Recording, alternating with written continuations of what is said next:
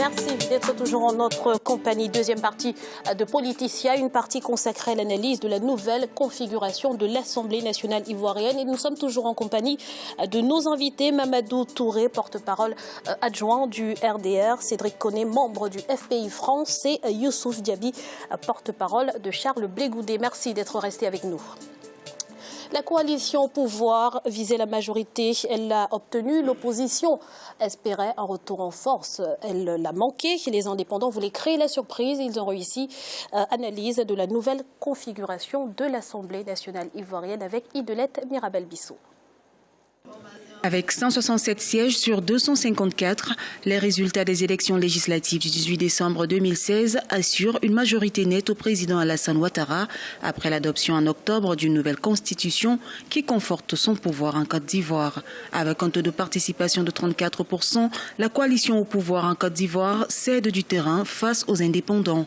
75 indépendants, soit presque 30% des sièges, font ainsi leur entrée à l'Assemblée nationale ivoirienne. Avec ces élections législatives en Côte d'Ivoire, les indépendants doublent leur présence à l'Assemblée par rapport à 2011 où ils avaient 35 sièges. Alors aujourd'hui, au terme des législatives 2016, on remarque que l'Assemblée nationale a changé de configuration avec notamment l'entrée de l'opposition ivoirienne incarnée par le Front populaire ivoirien, tendance à Finguessan. On remarque également que des candidats indépendants sortis des rangs de la majorité présidentielle font également leur entrée, mais en réalité, toutes ces personnes-là vont certainement retourner dans leur parti de base.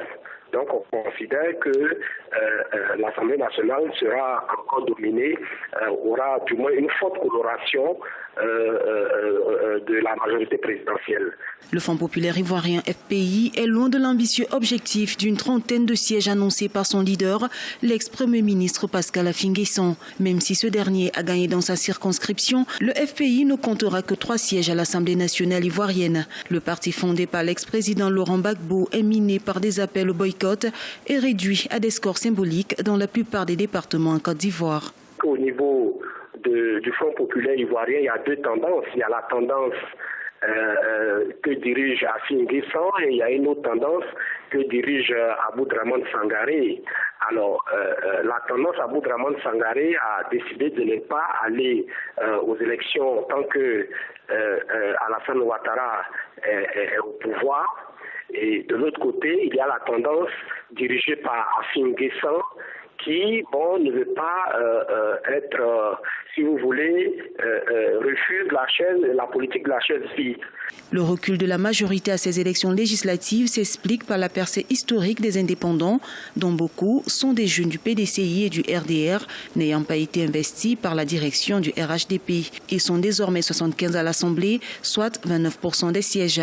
Même si une partie venait à rejoindre leur famille politique, ces derniers ont la possibilité de devenir la deuxième force d'opposition à l'Assemblée nationale ivoirienne. Avec 6 députés élus, l'UDPCI de l'ancien ministre des Affaires étrangères Albert Mabry-Touakeus aura également la possibilité de former un groupe parlementaire, chose impossible pour l'UPCI de Niamey-Cognan et du FPI de Pascal Affi-N'Guessan. Alors, tout d'abord, le taux de participation à ce scrutin législatif était de 34,10%. Monsieur Diaby, c'est moins qu'en 2011. Comment l'expliquer? Quelles leçons faut-il en tirer? Bon, d'abord, pour moi, avant de parler de ces législatives, il faut dire que nous ne reconnaissons pas ces élections. Et nous n'avons pas aussi demandé à qui que ce soit d'aller à ces élections. Donc, à partir du moment qu'on ne reconnaît pas ces élections, mais comme ça se passe chez nous, et comme on le dit bien, quelque chose qui se passe chez toi, même si tu n'es pas pour cette chose, le fait que ça fait beaucoup de bruit, tu vas prendre ta tête pour regarder un peu. C'est ce que nous avons fait. Donc, dans ce cadre-là, on peut peut-être discuter. Sinon, normalement, je ne veux pas parler d'une affaire que je n'ai pas demandé à quelqu'un d'aller à ces élections. Mais que vous apporte justement cette stratégie de la chaise vide, puisqu'on a vu qu'entre-temps, la vie politique ivoirienne continue de fonctionner? Non, c'est à moi. Monsieur Diaby, ensuite, vous allez réagir. Allez-y. Pour moi, ce n'est pas une stratégie de la chaise vide. Vous savez, le boycott aussi, c'est une stratégie. C'est une stratégie de conquête du pouvoir, le boycott. Boycotter, ce n'est pas venu du néant. Mais est-ce que votre stratégie a porté ses fruits jusqu'à présent? Non, actuellement, ça pouvait porter si nous n'étions pas frappés par derrière par une opposition qui était à la sorte du parti au pouvoir. C'est ça le problème. Le boycott allait porter si toute l'opposition ivoirienne s'arrangeait à dire, bon, on ne part pas à ces élections. En ce moment, le boycott allait porter. Mais à partir du moment qu'il y a une frange de l'opposition qui accepte de partir et qui présente sur tout le territoire ivoirien des candidats, en ce moment, le boycott que nous voulons n'aura pas l'effet escompté. Voilà. Sinon, le boycott, c'est une arme de résistance, c'est une arme de combat, c'est une arme de reconquête du pouvoir. Donc on a vu ça avec Mahatma Gandhi qui a boycotté. Donc ça a donné. On a vu ça avec Martin Luther King qui a boycotté. Donc le boycott, c'est une forme de stratégie et de conquête du pouvoir. Mais ça doit se mener avec un ensemble structuré. Mais chez nous, il y a une opposition qui est à la sorte du parti au pouvoir et c'est ce qui crée le problème. Merci M. Djabi. M. Koné. Alors, madame, quand on parle du boycott, généralement, les gens ont l'impression que c'est parce qu'on a peur d'aller aux élections qu'on boycotte.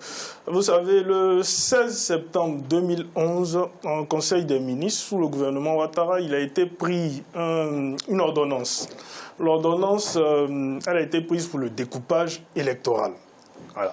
Et quels étaient les principes qui ont été retenus? Pour 68 296 habitants, sur une aire de 1433 km², il fallait un député. C'est comme ça qu'on attribuait les députés. Ou on pouvait se référer à la règle générale qui attribuait 2 députés à chaque circonscription électorale. Avec quoi on s'est retrouvé? On a le dernier RGPH qui nous donne beaucoup d'indicateurs sur la population, même si ce n'est pas spécifique et ce n'est pas très bien structuré. Pour la région des Savanes, par exemple, où on a un découpage en 3, on a 1 607 497 habitants. Quand on fait une répartition proportionnelle, on se retrouve à 535 882 habitants, ce qui doit nous donner normalement 8 députés. Mais vous prenez la région du Poro, où on a attribué 12 députés, parce que ce sont des bastions forts du parti au pouvoir. Par contre, dans la région de la Mé, où on a Yakassa, Tobrou, on a Coupé, on a Alépé, des zones qui sont réputées pro-Gbagbo, où on a 492 682 habitants de façon proportionnelle, on a 7 députés. Mais ce qui est le plus choquant encore, c'est quand je prends la région du Zanzan, où on a 934 352 habitants.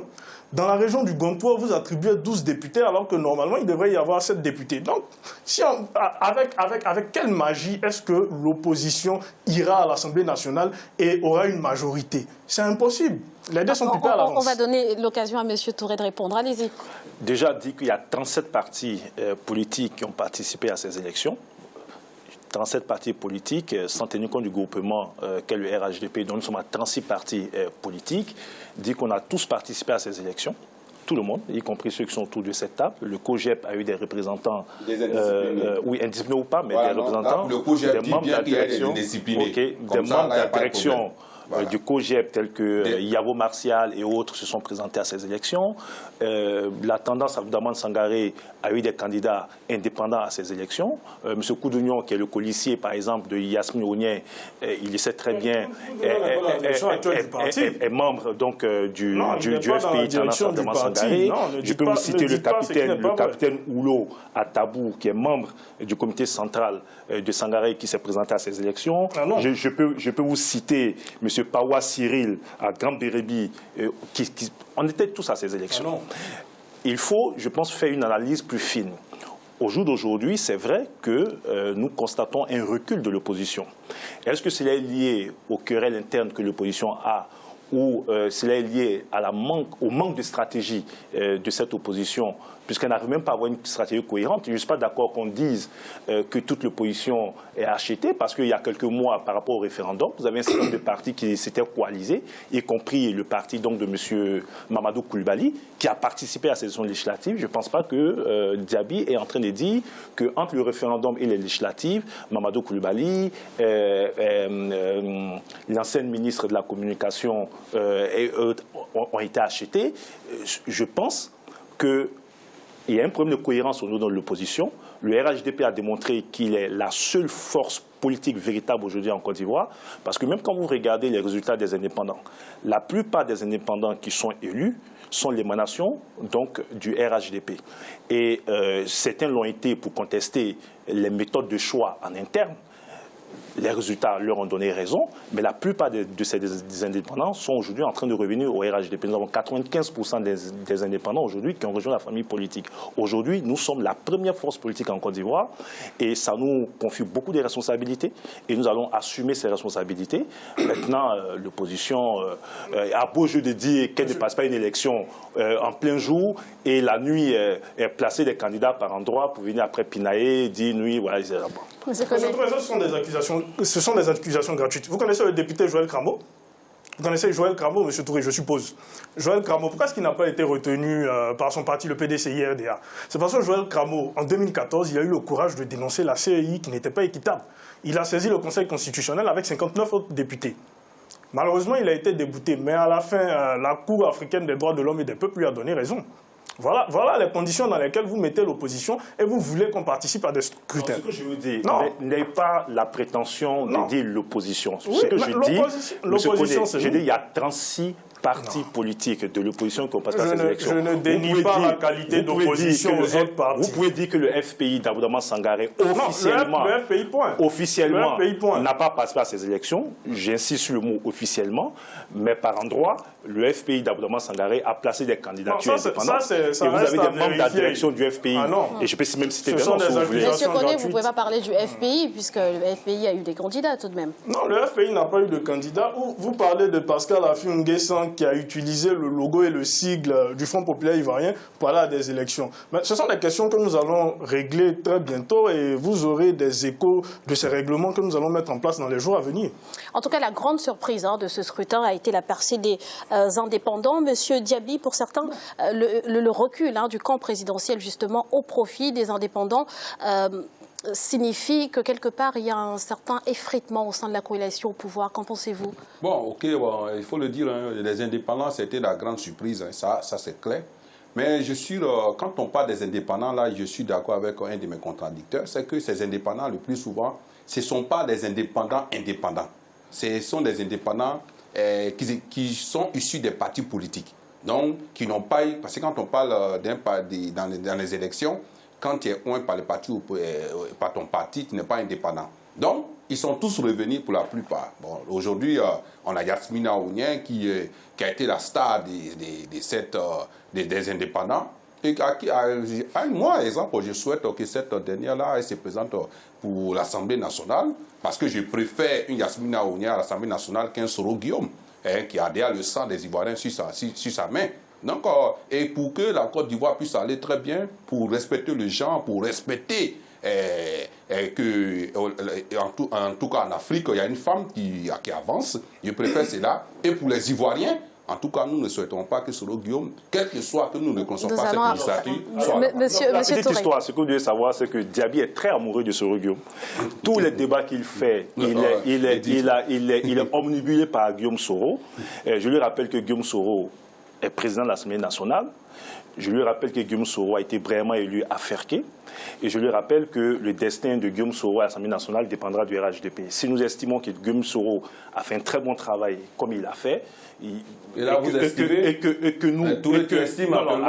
attendez. Oui, mais j'estime qu'il a fait un très bon travail. Et donc, il n'a pas pleurniché. Monsieur Diaby, s'il vous plaît. Il n'a pas pleurniché, alors. Monsieur Diaby, s'il vous plaît, on va laisser Monsieur Touré terminer. Mon point de vue, je trouve qu'il a fait un très bon travail. La législature passée a fait un très bon travail. Nous n'avons jamais eu oui à l'Assemblée nationale. Écoutez, oui, mais vous n'étiez pas à l'Assemblée nationale pour savoir les débats internes qu'il y avait à l'Assemblée nationale. Mais juste vous dire que ce monsieur est très amoureux de Guillaume Soro. C'est ce que je devais lire dans toutes ces déclarations. Nous allons avoir l'occasion de toute façon d'en reparler. Monsieur Touré, selon certains observateurs, la dissolution du gouvernement serait la suite logique après ces législatives. Que répondez-vous? La dissolution du gouvernement, je ne sais pas. Il y a eu un référendum qui a eu lieu et ce référendum a doté la Côte d'Ivoire d'une nouvelle constitution avec des nouvelles institutions qui ont été créées. Nous avons eu une élection législative. Clairement, tout le monde pourrait s'attendre à ce que, dans les prochaines semaines ou mois, le chef de l'État donne un contenu à l'ensemble des institutions qui a été créées. Si cela passe par un changement de gouvernement, cela passe par la nomination d'un vice-président, cela passe par, dans les prochains mois, par la mise en place du Sénat, toutes les institutions démocratiques issues donc ou contenues dans la nouvelle Constitution se mettront en place. Monsieur Diaby.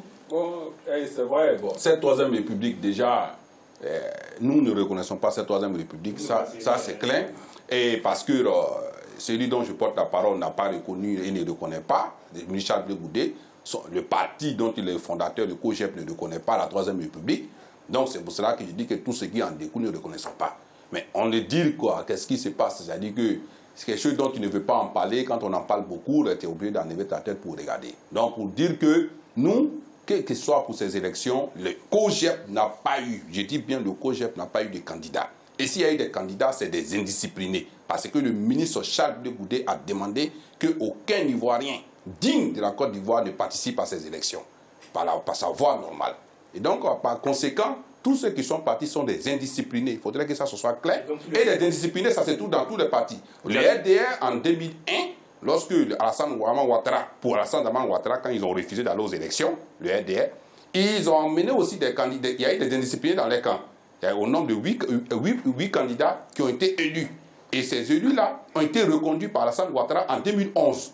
Donc, pour dire que ça, ce sont des indisciplinés, et qu'Alassane Ouattara, il aime bien des indisciplinés, donc il les a pochés encore pour toujours. Et même encore, ces indisciplinés ont été des candidats encore cette année encore. Donc, et là, nous savons que Ouattara, il est bien dans l'indiscipline pour pouvoir gérer. Très rapidement, allez-y.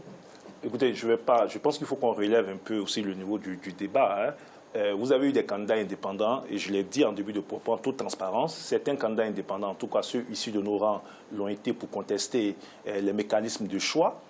Nous avons noté que certains parmi eux ont été élus, donc quelque part, ils ont eu raison.